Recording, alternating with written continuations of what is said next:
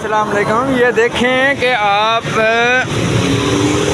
अल्लाह उनको हिदायत दे। ये बुज़ुर्ग साहब एक जो है ज़ईफ़ बंदे थे, वो गाड़ी चला के जा रहे थे, उनका टायर के ऊपर ये उतर गया है।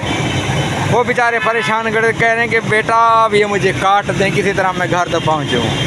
जब मैंने इसको थोड़ा सा हाथ लगाया है तो ये जो है ऊपर वैसे दस्ती लगाया हुआ था और वो कह रहा मैंने नया टायर लिया था। तो ये जो है हमारे इदारों की कमज़ोरी है, या अगर बेईमानी करने वाले इतने भी बेईमानी कर रहे हैं तो हमें चाहिए जो इनका कोई ना कोई जो है पकड़ के इनको सज़ा दी जाए।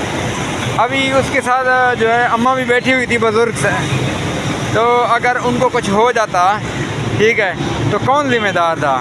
तो इस तरह के जो टायर बना रहे हैं, ये देखें ना, ये तारे भी हैं इसके अंदर वो, लेकिन टायर जो है अब मैं हैरान हूँ, मैंने उनकी वीडियो नहीं बनाई, वो चले गए हैं।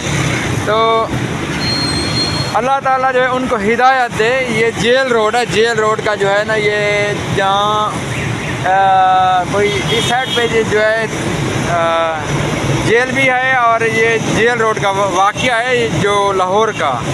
तो अल्लाह ताला इनको हिदायत दे, बता मैं और क्या कह सकता हूँ। अस्सलाम वालेकुम।